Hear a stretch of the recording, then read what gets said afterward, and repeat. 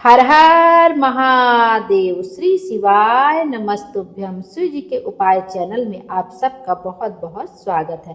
आइए आज के वीडियो में हम देखेंगे गुरु पूर्णिमा अर्थात आषाढ़ पूर्णिमा का व्रत किस दिन रखा जाएगा, 10 जुलाई को या 11 जुलाई को। पूजा का शुभ मुहूर्त कब से कब तक है, पूजा की विधि क्या है, पूर्णिमा के दिन हम ऐसा कौन सा उपाय कर सकते हैं जिससे हमें मनोवांछित फल की प्राप्ति हो। गुरु पूर्णिमा का पर्व महर्षि वेद व्यास के जन्म दिवस के रूप में मनाया जाता है। वेद व्यास जी जो ऋषि पराशर के पुत्र थे। शास्त्रों के अनुसार महर्षि व्यास को तीनों कालों का ज्ञाता माना जाता है। हिंदू धर्म में गुरु पूर्णिमा का बहुत ही खास महत्व होता है। ज्योतिष पंचांग के अनुसार हर साल गुरु पूर्णिमा का पर्व आषाढ़ मास की शुक्ल पक्ष की पूर्णिमा तिथि के दिन मनाया जाता है। इस तिथि को आषाढ़ पूर्णिमा, व्यास पूर्णिमा और वेद व्यास जयंती के नाम से भी जाना जाता है। साथ ही इस दिन महान गुरु महर्षि वेद व्यास जी जिन्होंने ब्रह्मसूत्र, महाभारत, श्रीमद् भागवत और 18 पुराण जैसे अद्भुत साहित्य की रचना की थी, उनका जन्म हुआ था। साथ ही इस दिन गुरु पूजन करने का खास महत्व होता है। साथ ही साथ शुभ अवसर पर पवित्र नदी में स्नान और दान करने का भी विशेष महत्व होता है। इस दिन को वेद व्यास जी के जन्म दिवस के रूप में मनाया जाता है। वहीं लोग अपने गुरु का पूजन करते हैं। साथ ही गुरु को उपहार में फल, वस्त्र और मिष्ठान आदि देते हैं। इस बार गुरु पूर्णिमा का व्रत किस दिन रखा जाएगा। ज्योतिष पंचांग के अनुसार आषाढ़ माह की पूर्णिमा तिथि की शुरुआत 10 जुलाई को रात 1:37 पर होगी और अगले दिन यानी 11 जुलाई को रात को 2:07 पर यह तिथि समाप्त होगी। इस प्रकार से 10 जुलाई को गुरु पूर्णिमा का व्रत रखा जाएगी। पूजा का जो शुभ मुहूर्त है गुरु पूर्णिमा में वो है आपका पहला ब्रह्म मुहूर्त सुबह 4:10 से लेकर 4:50 तक। फिर अभिजीत मुहूर्त है सुबह 11:59 से लेकर 12:54 तक। फिर विजय मुहूर्त है दोपहर में 12:45 से लेकर 3:40 तक। फिर गोधूली मुहूर्त है शाम को 7:21 से लेकर 7:41 तक। तो ये कुछ शुभ मुहूर्त है जिसमें पूजा अर्चना करनी है। कहते हैं कि गुरु पूर्णिमा के दिन सभी गुरुओं को नमन किया जाता है। आप अपना गुरु किसी को भी बना सकते हैं। बहुत सारे लोग भगवान शंकर को अपना गुरु मानते हैं और जो उनके गुरु होते हैं आप उनकी भी पूजा कर ले सकते हैं। बहुत लोग कंठी वगैरह लिए रहते हैं, राम नाम लिए रहते हैं किसी गुरु से, तो उनकी भी पूजा अर्चना करते हैं। बाकी आप शंकर भगवान की पूजा कर सकते हैं गुरु के रूप में, जिनको भी आप गुरु बनाना चाहते हैं। और विष्णु भगवान की पूजा कर सकते हैं, मतलब जिनकी भी आप चाहें आप उनको गुरु के रूप में आप अपने गुरु के रूप में उनको स्थान देके उनकी पूजा अर्चना कर सकते हैं। पूर्णिमा के दिन वैसे भी भगवान विष्णु और माता लक्ष्मी की पूजा करने का विधान है। भगवान विष्णु और माता लक्ष्मी की पूर्णिमा के दिन विधि विधान से पूजा अर्चना की जाती है। उसके बाद पूर्णिमा की व्रत कथा का श्रवण किया जाता है। आइए जानते हैं कि गुरु पूर्णिमा का इतना अधिक महत्व क्यों है। गुरु पूर्णिमा केवल एक पर्व नहीं बल्कि एक आध्यात्मिक भाव भी है। यह दिन हमारे जीवन में गुरु के मार्गदर्शन और योगदान को स्मरण करने का अवसर देता है। यही वह दिन है जब आदि योगी भगवान शिव ने सप्त ऋषियों को प्रथम बार ज्ञान प्रदान किया था और स्वयं वे प्रथम गुरु कहलाए थे। आइए अब जानते हैं कि गुरु पूर्णिमा पर सत्यनारायण भगवान की कथा सुनने का क्या लाभ होता है। पौराणिक मान्यताओं के अनुसार गुरु वेद व्यास जी को भगवान विष्णु का अंश माना गया है, इसलिए पूर्णिमा पर उनकी पूजा अर्चना की जाती है और उनके रूप माने जाने वाले सत्यनारायण भगवान की कथा सुनी जाती है।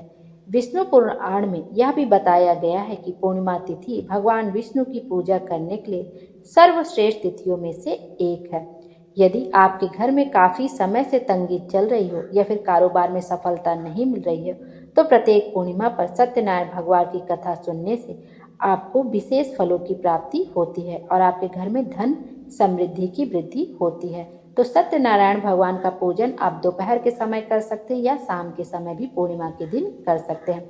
जब आपसे बन पड़े आप दोपहर के समय या शाम के समय विधि विधान से सत्यनारायण भगवान की कथा कर सकते हैं। आप स्वयं से भी सत्यनारायण भगवान की कथा कह सकते हैं, सुन सकते हैं या किसी पंडित जी को बुला के भी आप पूजा अर्चना कर सकते हैं।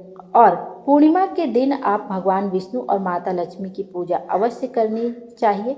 आप कहीं पे जहाँ पे भी आपको पूजन करना हो पूर्व दिशा की ओर मुख कर सके ऐसे स्थान पर बैठ जाए, वहाँ गंगा जल से उस स्थान को स्वच्छ कर ले, वहाँ पर एक पाटा बिछा दे लकड़ी का, उसके ऊपर लाल पीला कपड़ा बिछा दे।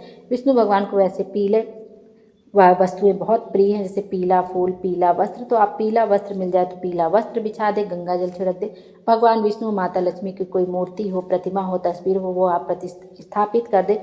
चाहे फूल का आसन दे दें, वहाँ पर पीले फूल का आसन हो तो वो जो गेंदा का फूल होता है उसे तोड़ के थोड़ा सा आसन दे दे।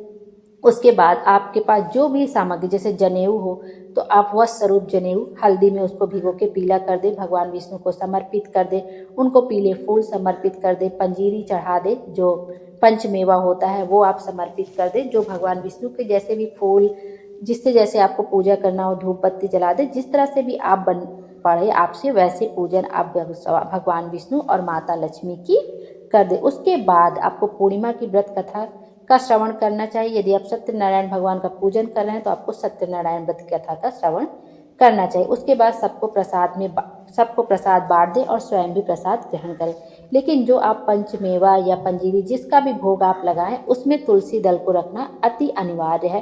तुलसी दल जरूर समर्पित करें, तभी भगवान को जो आप चरणामृत बनाएं भगवान को समर्पित करने के लिए आप उसमें तुलसी दल अवश्य डालें। इन सब तरीक़ों से आपसे जितना भी सिंपल तरीके से हो सकते हैं आप पूजा पाठ कर लीजिए। उसके बाद सत्यनारायण भगवान का व्रत कथा का श्रवण कर लीजिए। उसके बाद विष्णु भगवान और माता लक्ष्मी की आरती कर लीजिए, आपकी पूर्णिमा का व्रत पूर्ण हो जाएगा। आइए अब देख लेते हैं पूर्णिमा पर हमें कौन सी गलती भूल से भी नहीं करनी चाहिए और पूर्णिमा पर ऐसा कौन सा उपाय करना चाहिए जिससे हमारी सभी मनोकामनाएं पूर्ण हों।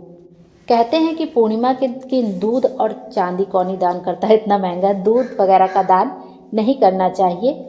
इस दान को करने से बचना चाहिए क्योंकि इससे चंद्र दोष लगता है और आर्थिक स्थिति भी प्रभावित होती है। कटे फटे कपड़े दान नहीं करने चाहिए और घर में बिल्कुल भी अंधेरा नहीं करना चाहिए, किसी भी कोने में अंधेरा ना हो।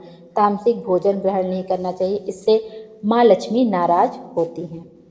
इन सब चीज़ों का दान पूर्णिमा के दिन भूल से भी नहीं करना चाहिए। आइए अब देख लेते हैं पूर्णिमा का उपाय।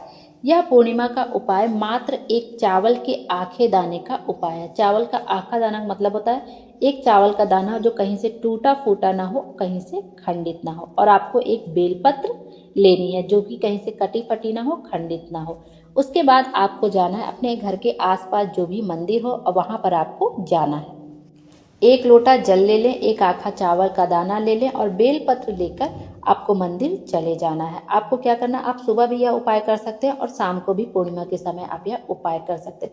सबसे पहले आपको मंदिर जाके एक आखा चावल का दाना आपको शिवलिंग के ऊपर समर्पित करना है और एक बेलपत्र समर्पित करना है जिसका डंडी का मुख आपकी ओर हो। जहाँ से आपने चावल समर्पित, जैसे आपने पूर्व दिशा से चावल समर्पित किया तो आपका डंडी का मुख भी पूर्व दिशा की ओर होना। जिधर से आप खड़े हैं, जिधर से आपने चावल समर्पित किया है उधर ही से आपको बेलपत्र भी समर्पित करनी है और डंडी का मुख अपनी ओर ही करना है जहाँ से चावल चढ़ाया। इस बात का ध्यान रखते हुए बेलपत्र चावल के ऊपर अपनी कामना कहते हुए और चंद्रमौली भगवान शंकर भगवान का सर्वश्रेष्ठ सुंदर नाम होता है चंद्रमौली। चंद्रमौली भगवान का स्मरण करते हुए आपको आपको अपनी मनोकामना कह देनी है और एक लोटा जल जो आप लेकर घर से गए हैं उसको शंकर भगवान को श्री शिवाय नमस्तुभ्यम बोलते, नमः शिवाय बोलते, ओम नमः शिवाय बोलते हुए धीरे धीरे उसी बेलपत्र के ऊपर समर्पित कर देना और थोड़ा सा जल झेल लेना है। फिर आपको उसको अपनी थोड़ा सा आंखों में लगा लेना है और घर आ जाना है। आपकी अगली पूर्णिमा तक मनोकामना जरूर से जरूर पूरी हो जाएगी यदि आप पूर्णिमा के दिन यह उपाय करते हैं। भोले बाबा हम सबकी मनोकामना पूर्ण करें और हमारे जीवन को खुशियों से भर दें। Thank you.